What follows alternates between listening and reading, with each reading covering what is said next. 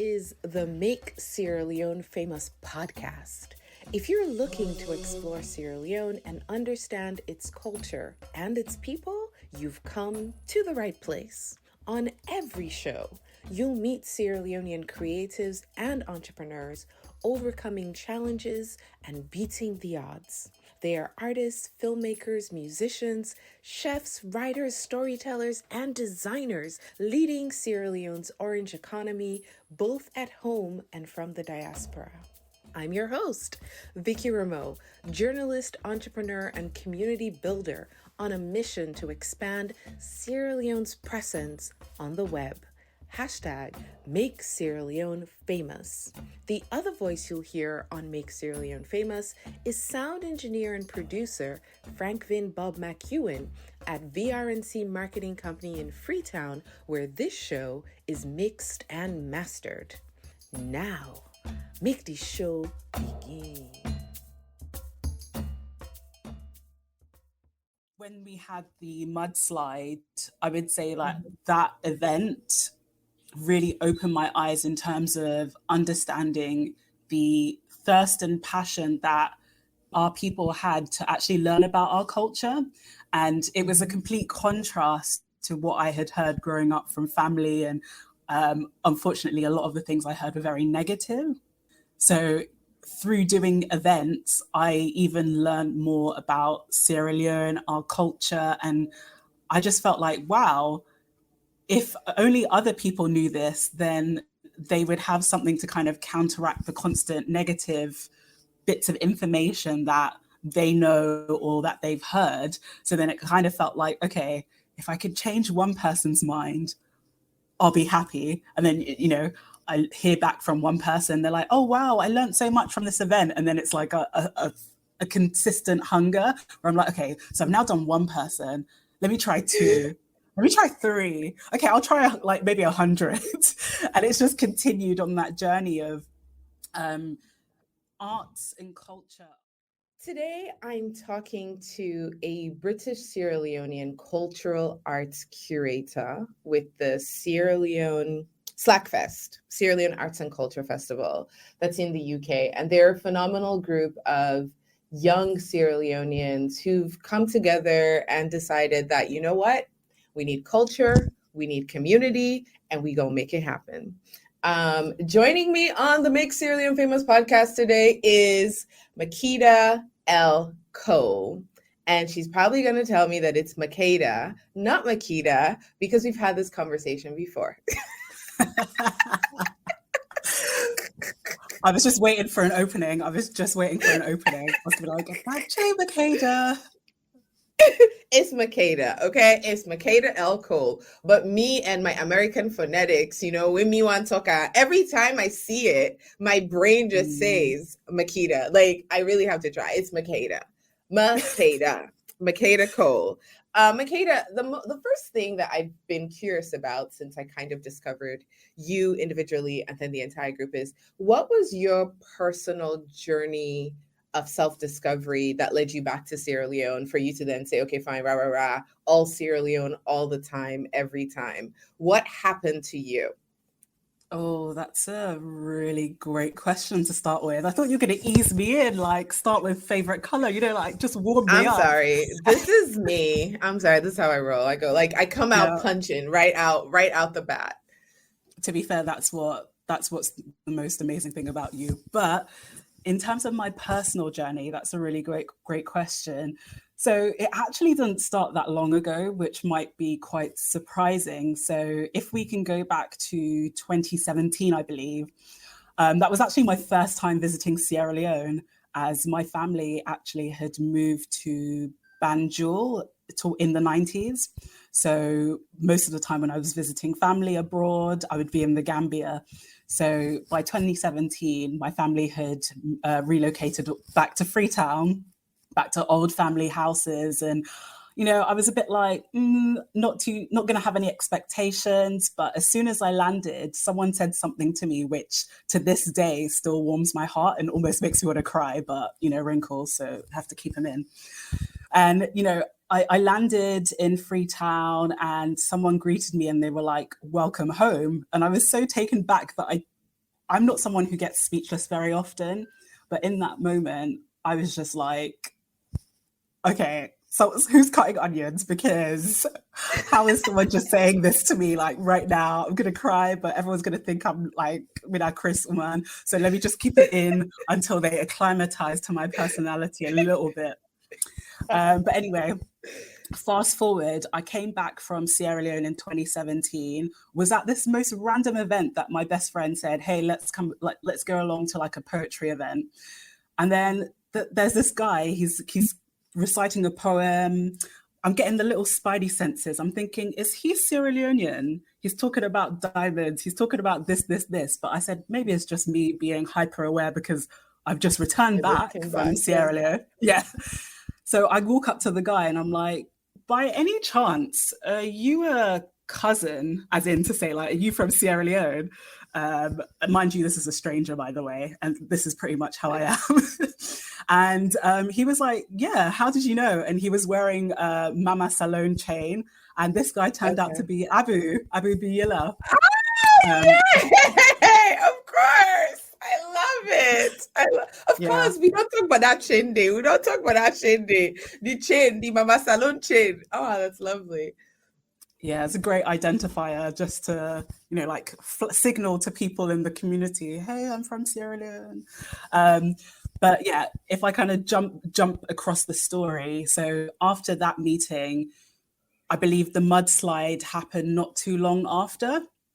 Mm-hmm. And in that moment, because, I'd recently just reconnected with Sierra Leone and actually meeting people who are not just my family members, I kind of felt this like urge. I was like, I really want to help. And it's almost like that guilt, but it's like, what can I do from the UK other than, like donations, which to me, from working in the charity sector, I have a few opinions about charities and donating, which I won't go into today.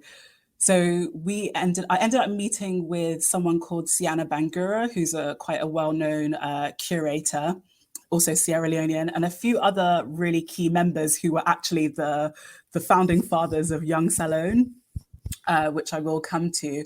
And we just got together and we were like, okay, how can we do something to give back to people back home who are currently in dire need, but in a different way than we're used to, like not like a dinner and dance type of thing, because we're young people. So that was the first iteration of the Sierra Leone Arts and Culture Festival, which is now an annual event that we've been doing for the past almost 5 years now. So yeah, it was a really beautiful day, which was, whilst we were together for quite a sad moment, the event itself was a beautiful celebration of Sierra Leonean arts and culture. We were able to create platforms for local artists who are from the diaspora, and also local businesses as well. Some people who were just starting up and some people who were a little bit more established. So whilst my journey hasn't been that long, I do feel it very deeply. And I feel like I'm really only at the beginning of where I am with learning about my identity and also shaping my identity into what I want it to be.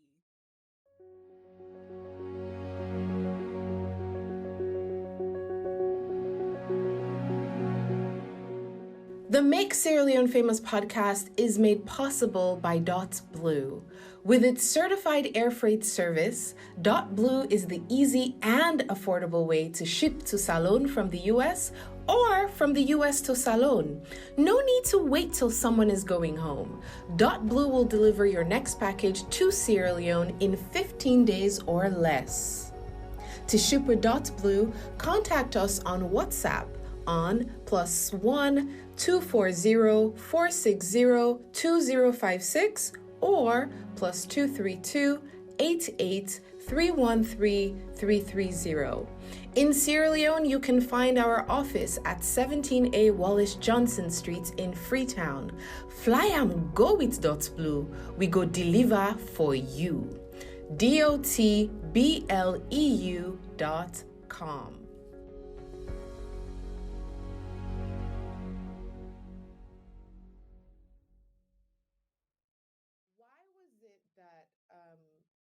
for you, your natural kind of what you embraced or what you used to bring people together was arts and culture? Like, why was that it could have been anything, right? Like, but why Yeah. specifically arts and culture? Do you know what? That's a very brief answer. I don't know politics. I don't know health. I don't like it was really just like, what is the thing that naturally excites me? Like, I've always loved the arts and culture, although it wasn't necessarily a conscious thing that I had realized for many years.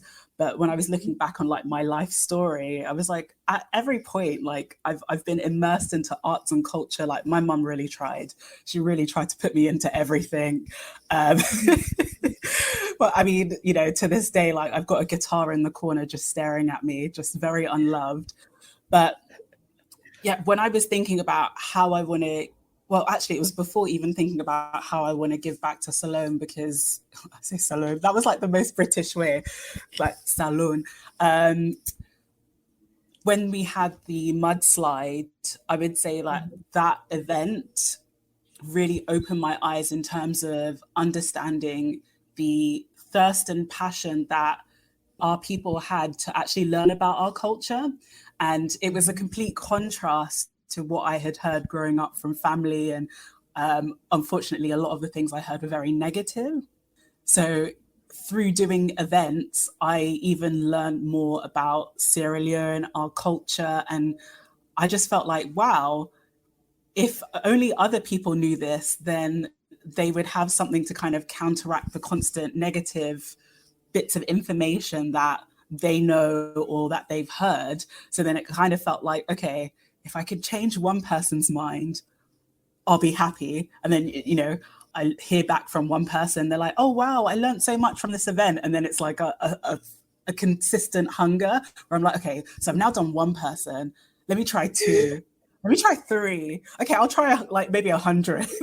And it's just continued on that journey of arts and culture are, I mean, an artist called Yusufu Jallo, who's a well-known Sierra Leonean storyteller, he We once put have it in him a on way the as, series. So yes, really? go listen to the series, the episode with Yusufu.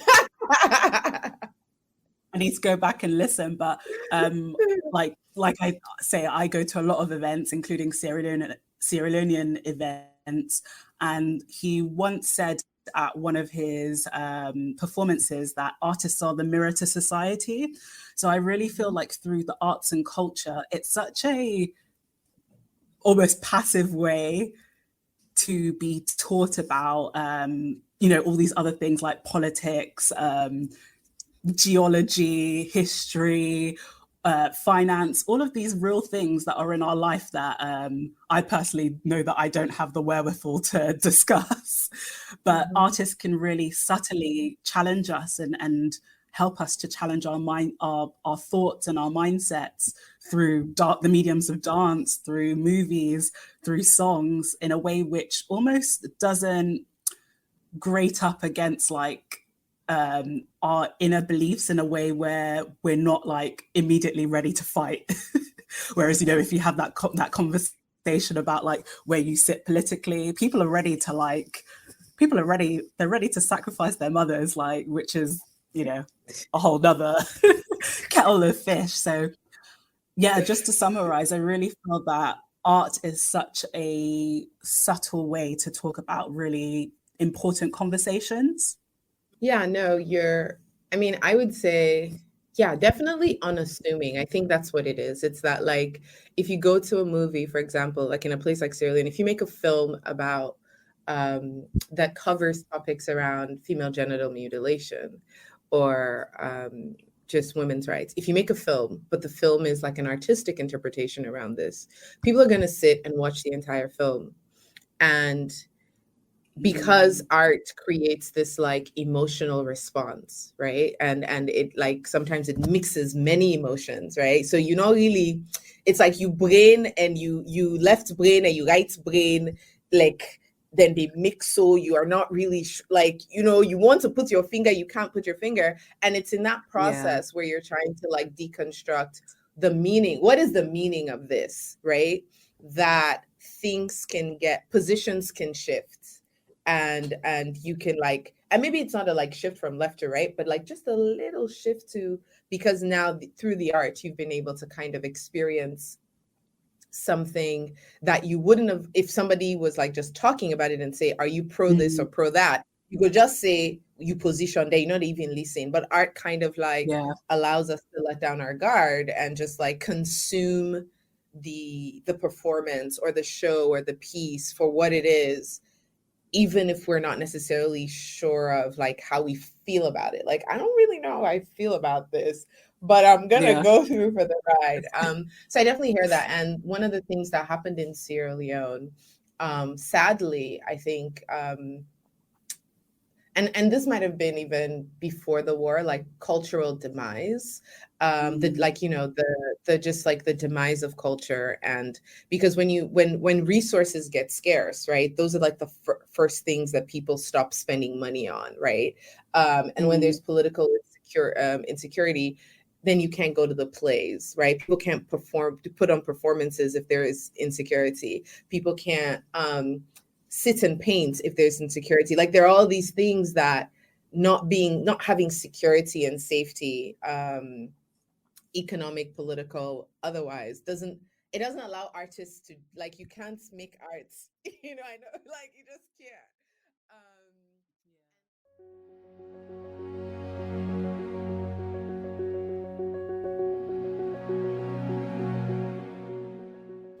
The radio broadcast of the Make Sierra Leone Famous podcast on Radio Democracy 98.1 is made possible with a generous grant from the Asma James Foundation.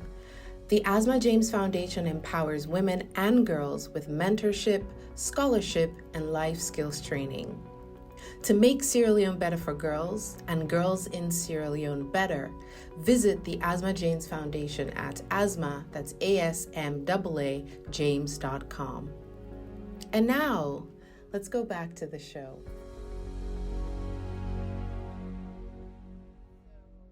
We've lost a lot. And even in this post period, like we've had 21 years of peace, because we're still so much in that like survival and redevelopment mode, it really, I feel like it's only just now that like the arts are slowly starting to kind of like stretch, you know what I mean? Which is why I think the work that you guys are doing to create this bridge between home and away, home and the diaspora through arts and culture is so powerful, because I think it's going to be a catalyst for this. Now that we are safe enough, like having enough emotional well-being, and young people who've grown up in the post-war period also are coming of age where they don't have those memories, can create and be expressive, that what you guys are doing at SLACfest is so important and needs all the kind of fuel it can get so that it can multiply and make the kind of impact both at home and away. Tell me about how you've been able to get resources in the diaspora to promote Sierra Leonean arts and culture. What's that been like? Oh, resources. When you say resources, like what exactly? Any kind of resources, like I mean, you know, people tend to have this idea that, like, you know, being away, we all assume when you're away in the diaspora that like there's an abundance of everything for anything you want to do. Everything is possible. So what kinds of resources have you been able to find in the UK, whether it's people, whether it's organizations, whether it's partners, maybe policies, existing maybe British policy that allows or supports the arts, and so you guys can access, like, how have you been able to basically do this when the focus is Sierra Leone?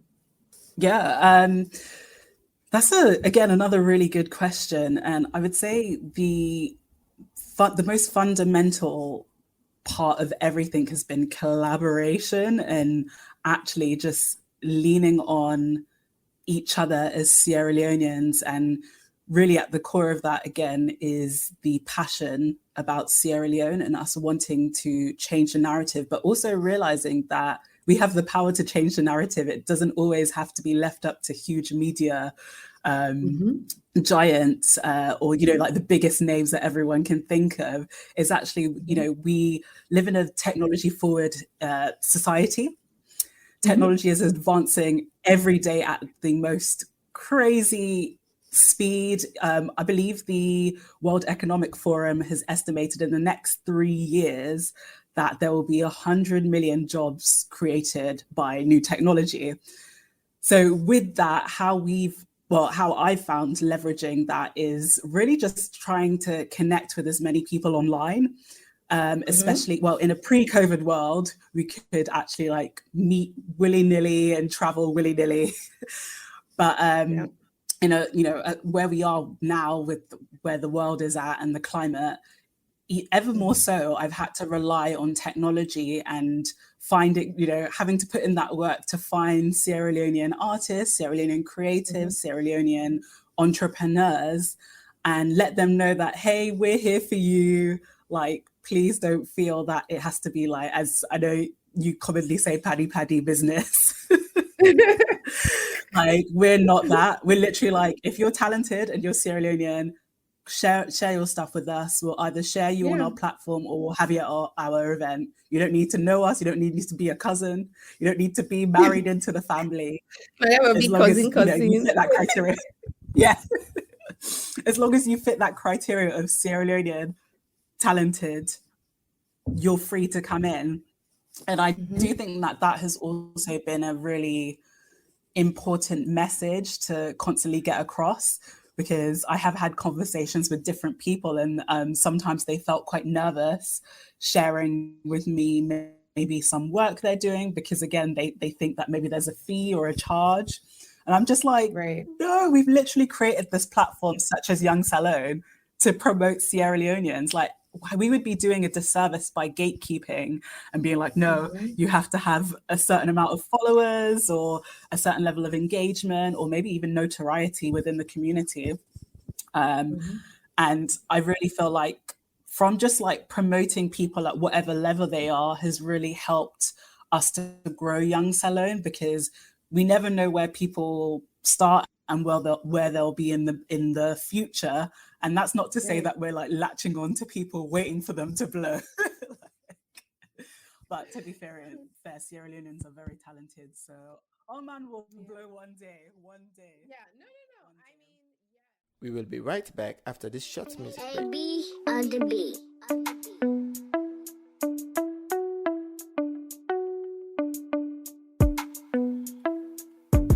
You've been searching and searching and searching. You glad you found this. Say you had it before, but never like this.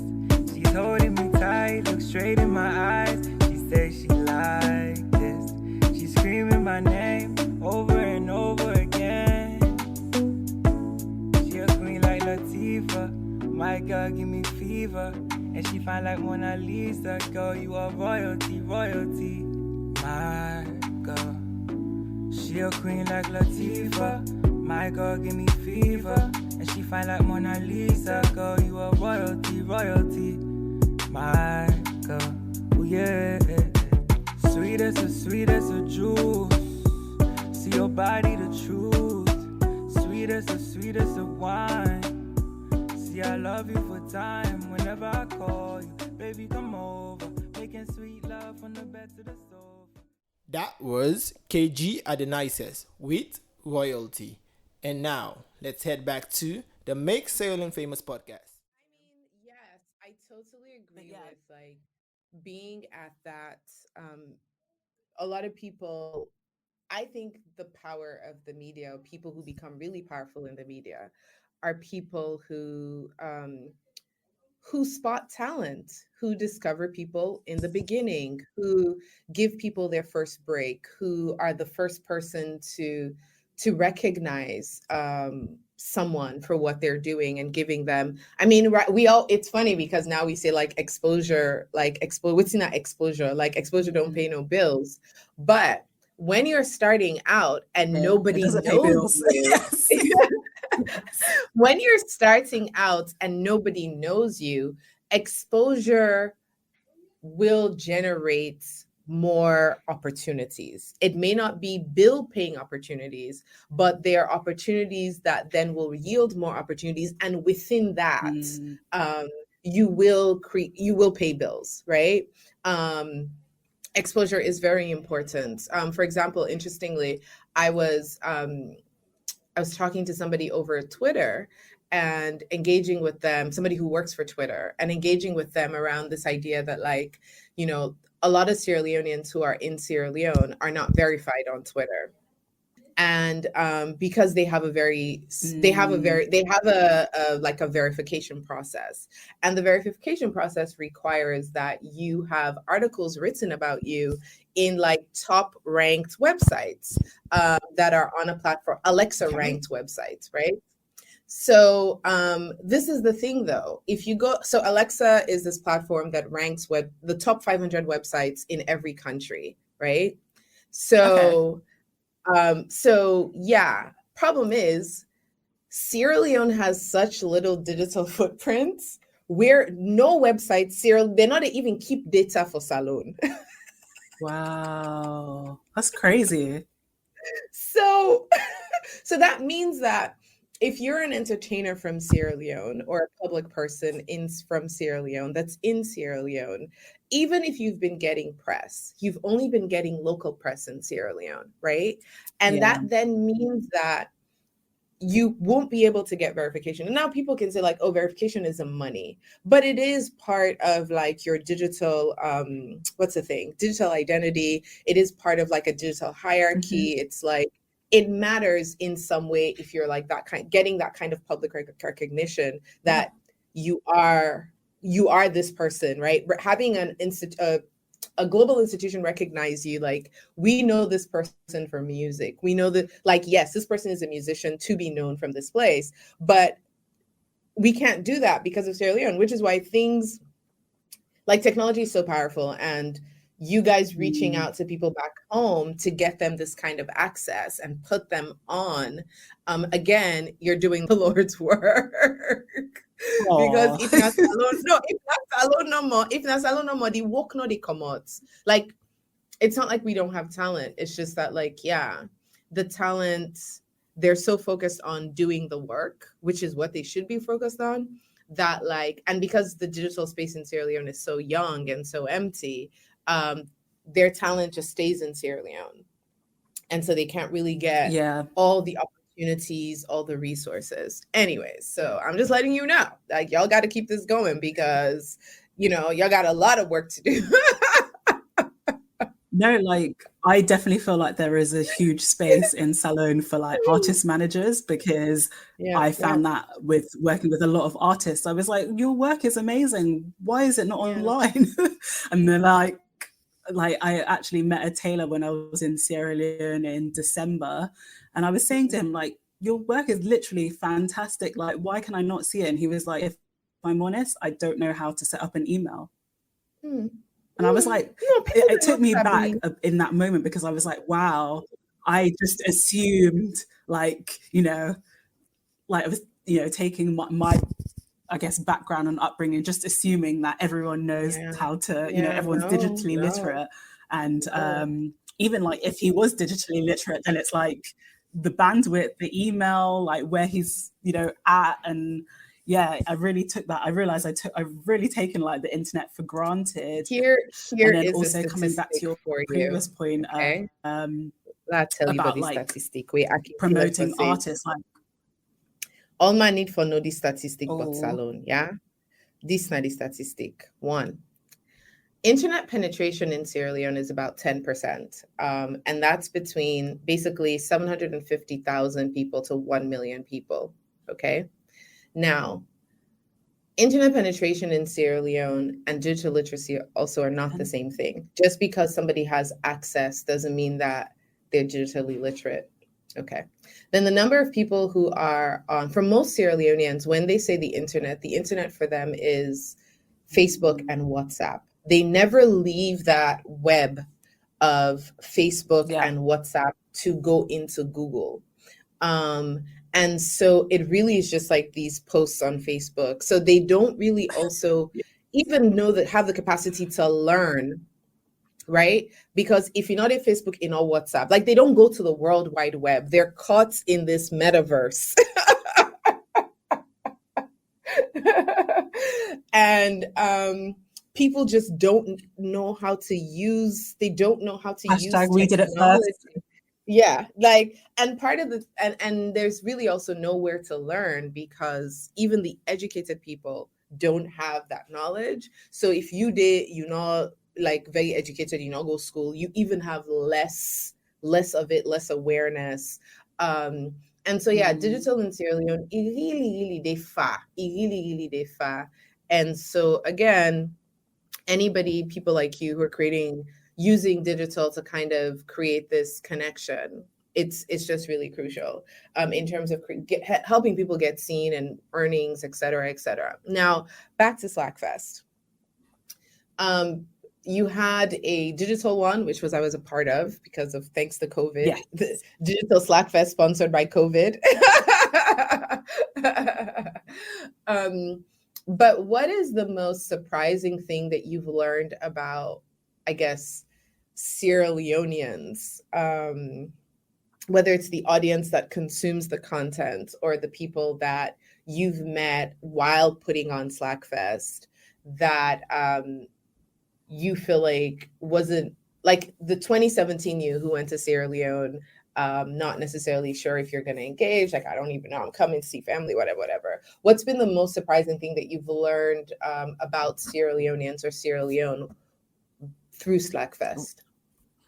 The most surprising thing that I've learned about Sierra Leoneans, I would say it's just our willingness to embrace each other.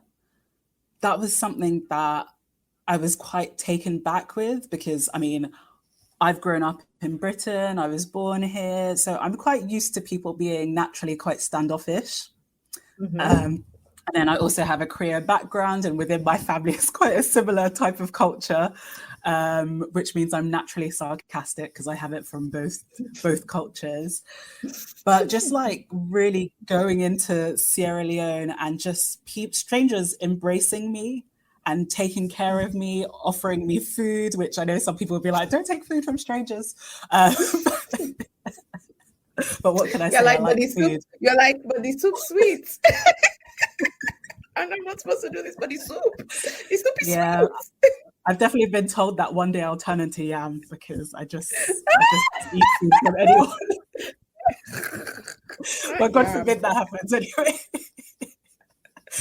But seeing that in Sierra Leone, like on the ground, but then also I got to see that with SLACfest, speaking to the audience, speaking to vendors, speaking to artists, and having those like real conversations about how we want to continue to push our country forward. Not only just talk about it online, but how can the arts also impact like the economics as well? Because if we can have people getting paid who are home-based, not just diaspora, then they can potentially use that money to invest in their entrepreneurialism or even helping to grow the next generation of artists. So yeah, just the community and people just being so helpful and going above and beyond was something that I was really like taken back by, but also really grateful for. That at every step, it's like people have just held my hand. And even when I don't know what I'm doing, especially in the beginning, people have just been like, what support do you need? Just like, and not wanting, not overtly saying they want anything in return. It's been really crazy. Like Sierra Leoneans, like, I don't want to say I'm biased, but I'm biased to Sierra Leoneans because I'm just like, we're just good vibes people. Just no matter like the ethnic background, it's just good vibes. You just know it's good vibes and enjoyment. Like it's good vibes and enjoyment. Types of people in, you know, we will take in the abandoned cat from outside. We'll take in all types of people and just make them feel like they're part of our culture. And I think that that's really beautiful. It's really beautiful. Of course, we need to always err with a side of caution when it comes to our culture and maintaining the rights, which is like a whole nother topic and why I really advocate for things becoming digital when it comes to our culture and having it archived. Right. Because one day we might have some next Tom, Dick, and Harry saying that they created Creole.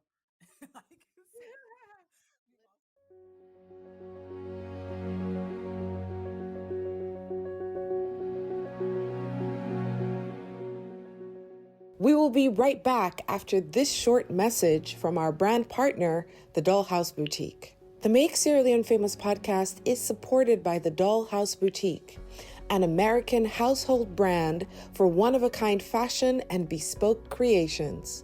Find your next stylish look at shopdollhouseboutique.com. We have stores in Baltimore, Maryland, and Los Angeles, California, showing the best of local designers. Our first international fashion boutique opens in Sierra Leone in 2022. Until then, find us on Instagram at Dollhouse MT Vernon. That's Dollhouse MT Vernon. And now, make we go back to the show.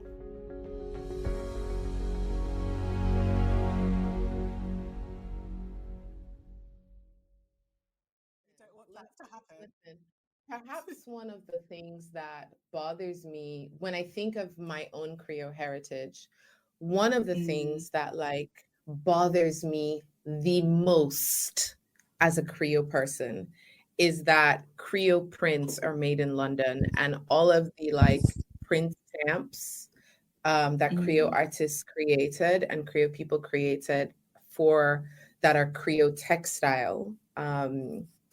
That it's owned by a printing company that's London based.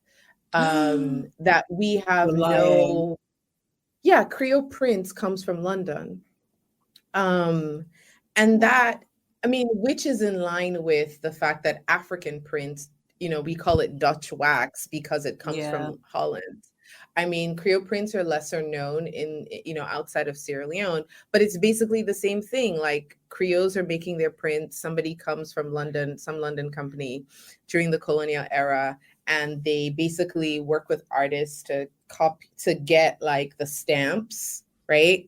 And then you own the copyright and intellectual property to all these stamps. So they own our textile heritage. Wow. Yeah. So that's like it's news to me. I'm shocked. No, Creole Prince comes from London. Like Creole Prince come from London. And it's one of those things where you're like, it's so wrong. But that's what happens when, I mean, you are not in a power position with regards to your culture and your cultural symbols and your cultural heritage. So I think that, like, yeah, it is very important for us to really have ownership of our cultural identifiers, and known ownership, right? Like catalog them, name them, brand them, save them, so that we always know, right? Like this is ours, and people can benefit from it as well. Because that's the thing, you know, culture is money. Yeah. You know, and for a country that doesn't have a lot of it, we need to think creatively and long term about how we protect our culture while sharing it with the world, but also monetizing it. Which is why I'm really interested to learn about your new project.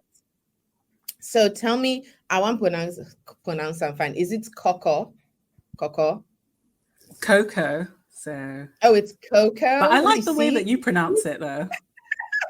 No, because the way you write them, na KHO. And if I think of that in Creole, instead of O sound, what I'm thinking is like O, like that backward C from the Creole letter, the O sound. That's what I'm thinking of. When I saw that, I thought Coco, which is funny because a Coco in Sierra Leone is a bat in Creole. So I was like, oh, Coco, that's interesting. Totally did not get it. So Tell me about your latest project or what's coming for you with Coco London. I know that this is your way to, beyond SLACfest, find a way to kind of continue to engage with artists in Sierra Leone and just in the culture space. What is Coco? What are you trying to accomplish with it? And what can people like look forward to in the next coming months? Yes, so Coco London is currently my passion project and what feels like my baby as well. So currently in the UK, we have a big issue with fast fashion. And the reality is when it comes to fast fashion and when people are bored with their items, they send them to landfill. Now, one of the really common methods of getting rid of landfill is burning them, which probably sounds, sensible because, okay, you're getting rid of the bits of junk that's taking up lots of space. However, the burning process releases a lot of really harmful gases into our atmosphere, which then damages the ozone layer. And then similarly in Sierra Leone, which you've probably seen, or many people who've been to Sierra Leone have seen, we do have a common method of getting rid of rubbish by burning them, which again has the similar effect of releasing dangerous like NO2 and carbon dioxide that shouldn't naturally be in the atmosphere, therefore, again, damaging the ozone layer and having many more negative impacts, which I won't go too much into. So with that and with lockdown, I became far more conscious about my buying decisions. And I kind of looked through my wardrobe and was like, okay, well, someone told me about Marie Kondo, and absolutely fantastic lady. She's basically the Beyonce of organizing. But yes, I know her from the socials. Yes, but from that, I basically had a day where I went through my wardrobe, my chest of drawers, basically bags and bags of clothes and shoes, and was like, what brings me joy? And basically got rid of anything and everything which didn't bring me joy, which, after that, I felt quite elated. But then I was stuck with literally like no less than 10 bags worth of clothes and shoes in my house. And I was thinking, oh my goodness, what am I going to do with this? Because everything's closed because of lockdown. And I do not feel comfortable throwing this in the bin. So all of that kind of made me feel like, okay, moving forward, what type of human do I want to be on my journey on this earth? Because whilst I would love to be a philanthropist, I don't have Bill Gates money. I mean, I heard he's single now, so old dollar bills on the market. But I just don't think the age thing will work. I don't know. Maybe I'm silly. Who knows? So I thought about kind of like what you said in your speech at SLACfest about like we all have our own little gutter. So I thought, how can I on a micro scale work towards these new values which are like bubbling up in me about sustainability and also like having meaningful things in my life as I go through this journey of adulthood. So long story short, I believe one of my friends actually went to Sierra Leone and they were showing me some of the products they got back from artisans. And I was like, wow, this is incredible. Like the artisans in Sierra Leone are making products from environmental waste and also recycled rubbish. And maybe to people who are there might not see the value in it. But I was like, I'm looking at consumer trends, market trends. I'm also looking at how people are really changing their behaviors and values when it comes to buying new things. So I was like, maybe there's something here. But I wasn't too convinced just yet because I was thinking, okay, I still need that passion in terms of like, what's that drive? And as I've been working with Young Salone and doing SLACfest, one thing that there's many things that have made me happy, but one of the big things that have brought a smile to my face is people saying, wow, either you're the biggest event that I've ever sold out, or wow, you're the first paid opportunity I've ever gotten as a creative. And I don't know what it is about me, but that just brings a little like thug tear to my face. Like, it's just like, wow, okay, this could be that pivotal moment where someone doesn't give up on their creative dream and actually realizes that this is a paid opportunity that could become sustainable. So I was thinking, how could I also do something similar, but more home-based, because whilst we do work with home-based and SLACfest, the majority is diaspora. Okay, that's good. So again, I was thinking, okay, how can I maybe just move a little bit of the scale when it comes to the economics of Sierra Leone, just from my own little gutter, unquote. So yeah, I was just, everything kind of randomly came together. I don't know if it was like one dream or one night, or one really good shower, but it all just like hit me like a thief in the night. And I was like, oh, what if I partner with artisans back home and actually promote their products to the world, but then not only just promoting their products, but if I look at the trends which are going on with our world, we constantly have technology that changes around us. Why can't we have products that also change with us? So that's kind of the USP of the business, well, the unique proposition of the business, that the products are to be designed so simply that once you're bored of having a bag, it can turn into a plant pot or a pencil pot, so that as you evolve, or as I evolve from, you know, like child to teenager to adult to hopefully one day wife and mother, I can also have my products, just like my technology, evolve with me, and I don't have to throw them away if I don't want to. They can constantly be reused and upcycled. So it's a very ambitious project. It's ambitious. I'm almost like, when I speak to people about it, I'm like, okay, I wish I could like project my thoughts onto the screen. No, you know, listen.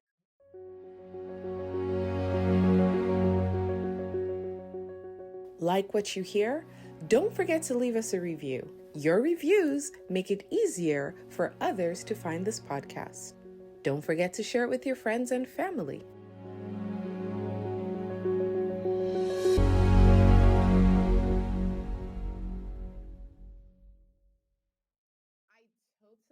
Absolutely understand what you're saying. And we just gather so much and consume so much and collect so much over the years that if you're just adding and adding and adding, like, all the clothes you get, what happened? You know what I mean? Like, you just have all these clothes especially are such a big problem. And I made the decision several years ago, like, to just stop consuming, like stop buying new clothes,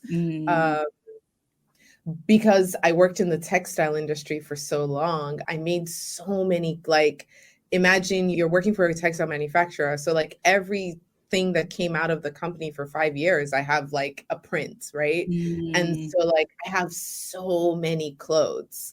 And so I was just like, I can't I can't keep doing this. Like, it's so not even sustainable. when I travel now to the US, I buy basics like, t-shirts, pajamas, underwear. I don't buy clothes. I don't buy jeans. I don't buy, like, I really just don't, because I'm just like, this closet, space no day, my sister. Space no day right now, so why they talk to you. As you're speaking, I was just like, I've been, every couple of years, I have to like basically get rid of stuff. And I've been feeling that like recently, just like, me. It's too boku, waiting for can do. I having a way to have things like, I don't know, transform, evolve, and in a way that causes less harm to the environment is a beautiful thing. And then to be able to use that to also financially empower artisans in Sierra Leone is like, I'm down for that any day. Okay. I'm with it. So I definitely see you and I hear the vision. So what's the first project you think you're gonna embark on with Coco? Like, what's the first thing you're like, okay, we're starting out, it's new. The first thing that we're gonna try to get to the market is X or Y? Oh, yeah. Interesting question. So the first product at the moment that's been that will be coming out is a crossbody bag made from coconut shells, or discarded coconut shells. And surprisingly, I actually have one on my desk. This was not planned, but it's like a self-motivation. I love it. Let's see it. So I'm trying not to block my face, but as you can see, that this is a very simple and unique design made from coconut shells. and it's a crossbody bag with a zip, and yes, you can unzip the top. Oh, wow. And yeah, inside you can see the raw coconut. Mm-hmm. So this is kind of the MVP at the moment, because I have a few tweaks and I've done my market research. So I've spoken to around 110 people from across the world, but mostly from the UK, who are between the ages of 24 to 34, just to see like how they feel about the product and like where they're willing to pay. And then also I could like work out, okay, like, because I have this big dream that I really want to pay my artisans more than the national wage. I don't feel like that's living enough. wage, yes. Like, I've got the goal in my head. I don't want to say it out loud just in case someone's like, you said this in 2022. But it's a very ambitious goal. Because listen. If that's what your intention is and that's what you're designing for and building around, then you will. Like, I don't think people should shy away from anything where the thing you're saying is one that like humanizes and like empowers. Like, it's a right kind of dream. And I feel like even if you don't get there within the first year or the second year, if that's your target, it's still very noble. And it's still like, yeah, you should say it. Like, yeah, we're trying to play people. Like, yeah, put it out there. And you see all these people who tweeted their realities and it became, you got to put it out there. Yeah. That's a good point. Yes, so I have this ambition that I want to pay artisans a minimum of 2.5 times the national minimum wage of Sierra Leone.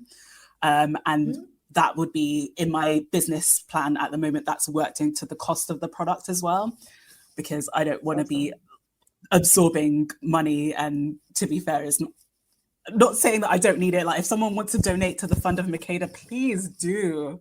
Please, if your spirit leads you to give me a Bitcoin or 2 or 10, listen.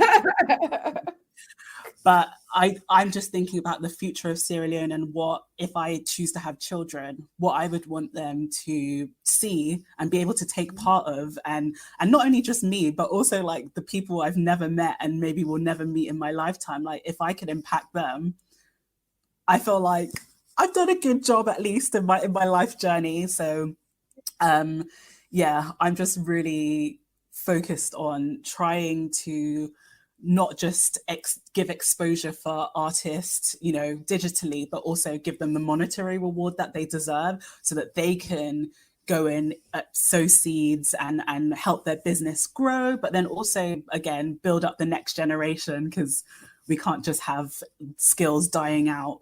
Like, we need the next generations of people who are going to continue those skills, but also innovate. And I'm a really big advocate of technology implementation.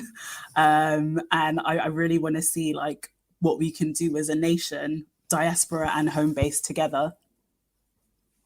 Thank you so much, ma'am. So now we are on to the part of the show, which is, it's called On the Six. And it's basically a fast fire section where I ask you 6 questions and you have basically 6 minutes or less to say something. And I just want the first thing that comes to your mind. I don't know if that's safe. I don't know if that's safe. You're like, hey, my sister, this one is hard. Okay, so I'm just going to say the question and you just hit me back with the first thing that comes to your mind. Okay, so what is your favorite Sierra Leonean parable or expression? Water winner for you, no go run past you. Got it. Yes. All right. In 2 sentences, tell me the plot of the last movie you watched. I think the last movie I watched was called Wati Bera. It's a Sierra Leonean filmmaker called... their brain has left my mind because I'm under so much pressure. What's the plot? Vivian Swill, and the plot is around it's based on a true story. A Sierra Leonean journalist, Sierra Leonean important figure, and it's about her journey from avoiding FGM all the way to becoming a person within the UN. Gotcha. That's like really terrible explanation. What song are you playing on repeat right now? Oh, it's not a real song, but it's a mashup that some random guy made on YouTube between Ariana Grande and I can't remember the other guy. Is it Maxwell? So it's just a really random mashup between like R&B and pop. Maxwell? Really? Is it Maxwell? Interesting. Okay. What's one thing you've been meaning to do that you still haven't done? Go to the gym this year. The struggle is so real. I watch your videos and I'm just like, I really should be in the gym. All right, next question. When you want to quit, like when you really feel like, I'm so tired of this, I don't want to do this anymore, what keeps you going? Oh gosh, I would say faith. Faith is a big part of my life and an active part of my life. So when I'm on my knees and I'm like, Lord, please, that's the time when I really like lean into my faith and I really lean back into like, what do I feel my purpose is on this earth, and whose opinion do I find important? And for me, it's God. And then everything else comes when I consciously remind myself of that. Then the anxiety and everything drifts away, and then I'm like, okay, now I can focus on other things. But it's a daily reminder, sometimes 3 times in one day. Like my last week was a mess, but this week starting stronger. Great. Sorry, can you just move your mic? It's rubbing against something, and so it'll give me interference. I don't know if it's your hair or something, It's but like just hair. now it was rubbing, and it's okay. And our last and final question: who is one Sierra Leonean, dead or alive, that inspires you? Oh, one Sierra Leonean that inspires me. I don't know if this is cheating, but it's actually my great grandmother. Okay, tell us about her. I never actually got to meet her. My great grandma's still alive, so she's about to be 100 in April. Like, I don't know. I feel like Salon women are just strong. I don't know. It must be the plus size. But she was these are the stories I heard from my great grandmother that her mother was she was born around the Victorian times, and she sold hats in a time when women weren't meant to work in Sierra Leone. She also was a head teacher. Okay. And from what I've been told, she was very strong-minded and very strong-willed. And that's something that I thought about with my project on cocoa. Sounds like a Creole woman to me. Like, not a yegi word. Yeah, I was thinking because that was like early 1900s that she would have been around. She was selling hats in Freetown. She also had her head teacher job because she had a school. And I just thought about, wow, in a time when women were expected to not work, in some places I think it was still illegal at that time, she was just so strong-willed. And it reminded me that I think in my family, that's something that is in me, that strong-willedness. I think I just need to tap into it. Yeah. So yeah, that's just what was her name? Rachel. Yeah. Interesting. Does Rachel have a last name? You can't just be calling people you call your granny by your first name. What's kind of fitzy? I never remember surnames because when people get, or at least the women in my family have gotten married, they drop their family names. Okay. And is this your maternal or paternal? Maternal side. Yeah. Okay, name of full of strong women. Well, rest in peace, great grandma Rachel on fire, who don't take no shit. We love it. Yeah. Great grandma, because great grandma's still around. Yeah. Right. No, you're lucky. That's blessing upon blessings. Thank you so much for coming on the Make Sierra Leone Famous podcast. Thank you for listening to the Make Sierra Leone Famous podcast. Until next time, ta-ta!